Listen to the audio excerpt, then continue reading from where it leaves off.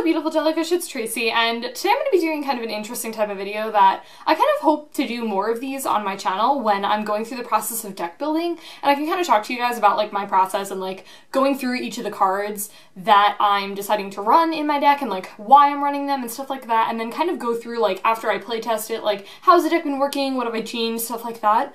But basically I really wanted to film today and I wasn't exactly sure what I wanted to do, and I was like in the mood for like talking a lot, and I feel like a lot of the other videos that I had were like on the shorter end. So I was kind of like, you know what, I'm actually gonna go out and build today this deck, and I figured why not like walk you guys through my process and like talk to you guys about basically the deck that I'm building. So if you can't tell from the title already, I am building a Bloom Titan deck. However, it is not a typical Bloom Titan deck. I will link a sample Bloom Titan deck down below.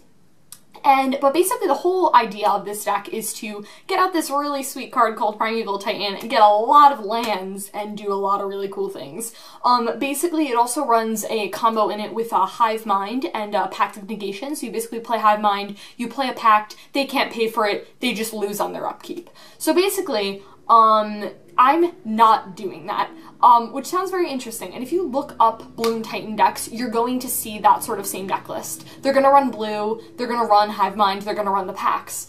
However, I decided that I didn't want to do that. And so my whole thing with the deck was, I sometimes I get stuck on cards where I'm like, I really want to run this card in a deck. And I was kind of like that with Thragtusk and Hornet Queen. I was like, I really want to run those cards. And I was like, but if I do this whole Hive Mind thing, I'm not going to have room for those cards, so how can I change it? And I was like, why don't I do Naya Bloom Titan, which is a very, very different approach. And I completely understand that. Of course it has elements of a lot of those Primeval Titan deck lists, but it takes a lot of those elements and it replaces the colors and just does a bunch of cool things. So I'm really excited about this deck. I playtested it a little bit on Tapped Out, which of course I will link the deck below so you can follow along with me as I go through, and I'll of course have pretty nice pictures, which by the way, can we talk about how I do that, because I feel really technologically advanced. Okay, it's really not that hard, but you know, I'm really proud of myself because I don't do technology at all, so hey, give me some props.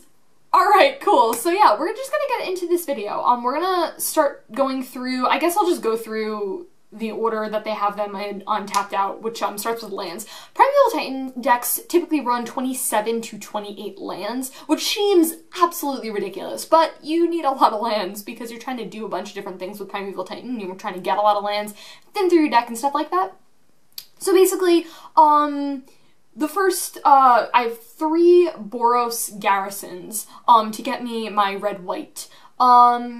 Yeah, bounce lands are really, really important with this deck, obviously, because you have the whole little combo thing with Summer Bloom and Amulet, and then your things come in untapped, so you can just have those come out and they produce lots of mana for you. So I think I'm running, I believe, a total of 9 bounce lands in the deck, which I may have opened up to 10, because I know a lot of Bloom Titan decks typically run 10 lands. So yeah, I'm running 1 Cavern of Souls. Yeah, Cavern of Souls is really good. It's just a really, really good card. The fact that it can produce 1 mana of any color in that type that you choose, and again, what I really like about it is that you can bounce it, and then with all the creatures that I have, I can change the type of it, so it's like really good. Basically, it's just a very anti-blue card. It depends on my matchup, but Cavern of Souls is just a really, really good card. I'm crying a lot because it's like $50. I'm really crying about that. Like, today's gonna be so hard for me to just go out and buy this deck. You guys don't even understand. I literally have like 3 cards for this deck, and they're all lands and they're all scents, so I'm just crying a little bit. Alright, we have 2 forests on the list for some of our basic lands. 4 Gemstone Mines. Yeah, Gemstone Mines like a really good card. Basically, again, it's gonna get you those colors that you need, and since when you're building a Bloom Titan deck, those colors are very, very important. You really can't afford to have things that, you know, a lot of things that, you know, that have colorless. You really need your colors pretty desperately, because a lot of your stuff is very demanding in colors and stuff like that. So that's going to be a really important card. Then we have 3 Garul Turf? Is that turf? Yeah, okay, wow, I'm like glancing at it from a distance, so. But yeah, again, for that green and for that red mana, and again, it is a bounce land, so it's helpful. This card is really interesting. I'm totally gonna say this wrong, but Kesig Wolfrun? I totally just messed that up, okay? Alright, I don't know how to pronounce that. This is a very interesting card, moral of the story. I really like this a lot because it's kind of I've seen it in a couple of people's deck lists and not in others, and I'm not exactly sure, but I like this card a lot. It's just like, I can just pump something up. And like the thing about this deck is that, you know, you can get flooded with lands, and it's like, what if you do when you like don't have anything to do with your mana? It's like you can definitely pump one of your dudes and give it trample, which is super relevant. I mean, given Primeval Titan already has trample, but you can give any of the other creatures in the deck trample, which is super cool. Then it is 4 running Colony Garden? I think that's totally how you say it. Yeah, which is really cool. It gives you plant tokens. And again, I really like the synergy with this with, I have a Xenagos in the list, and I also have the Wolf Run card that I just talked about. So I can totally make a plant, like a 0/1 plant, and then I can just buff it and just swing with it. Like, it's just a really angry plant, okay? Okay.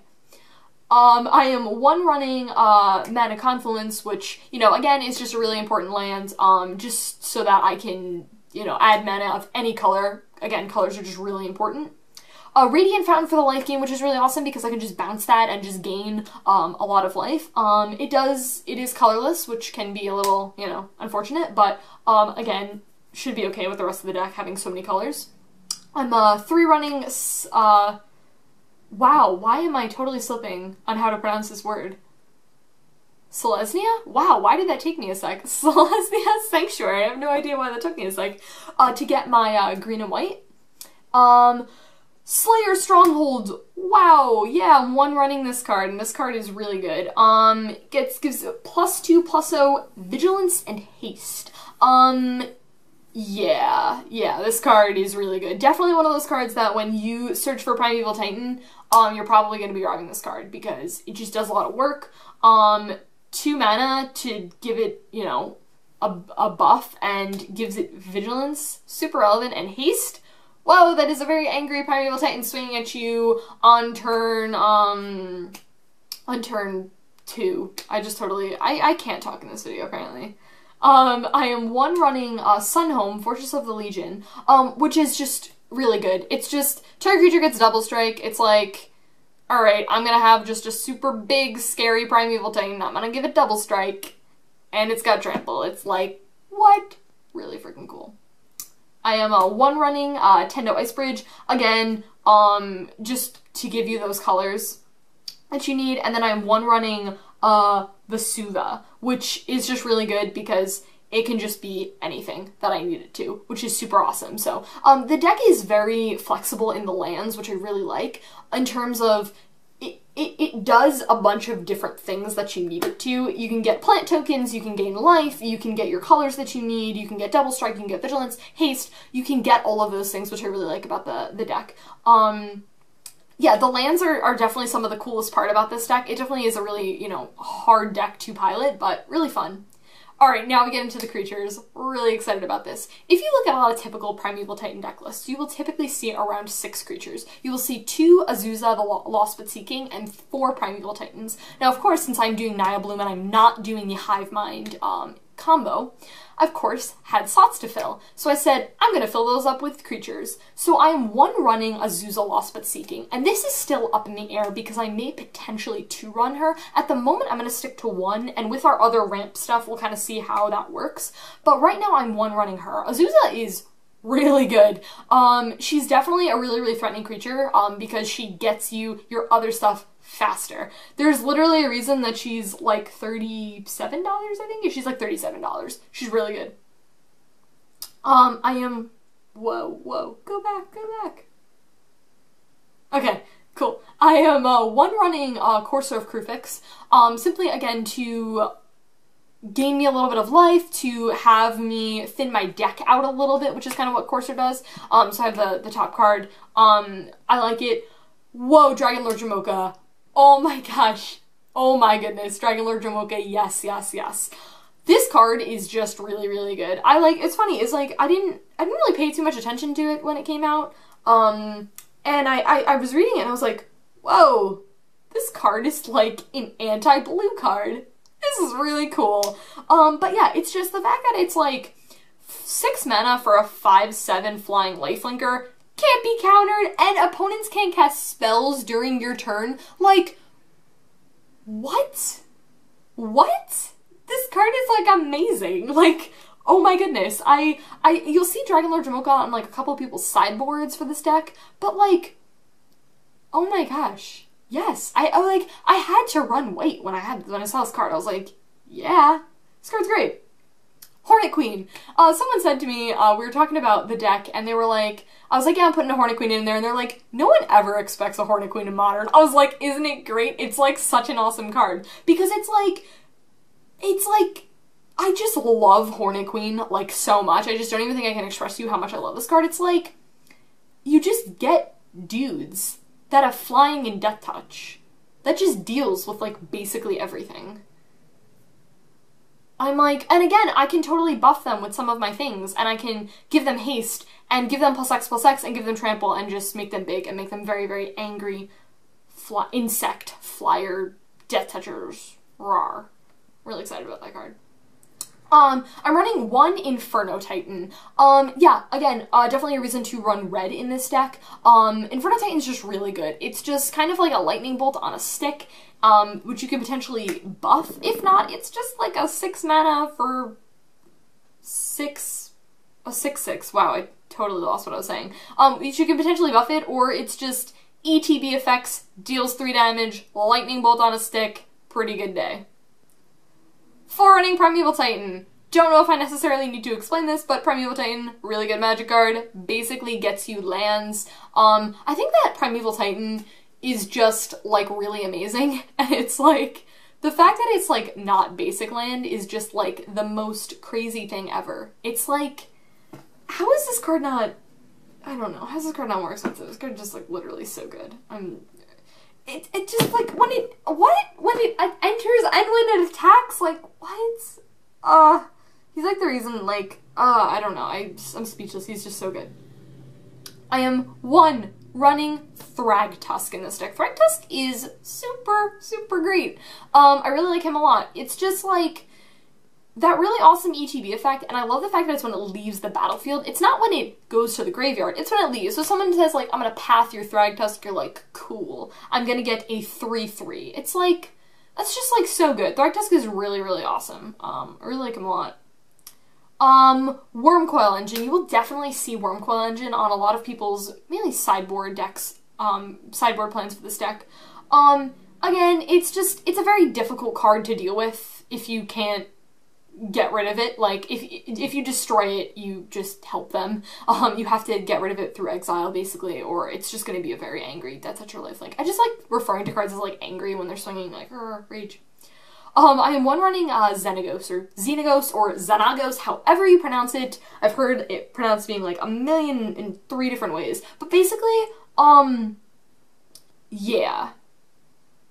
Like, he's just really good. Like, you have him, and even if he's not a creature, it doesn't even really matter, because the fact is you have him, and then on combat you can just make something big. So it's like, since a lot of these creatures are just big to begin with, like, Thragtusk is a 5/3. It's like, okay, well, you give it +X+X, so you make it a 10/6. Like, what? Does it have trample too? No. It doesn't have trample. But you have, like, ways of giving trample, or even if you give that to Primeval Titan, it's like, it's a 12/12 trample haster. Like, that's scary. Alright, Xenagos, really good. Alright, cool. So now we're done with the creatures. I run 4 Amulet of Vigors. So yeah, if you're building a Primeval Titan deck, you kind of need to run Amulet of Vigors, so they synergize with your bounce lands.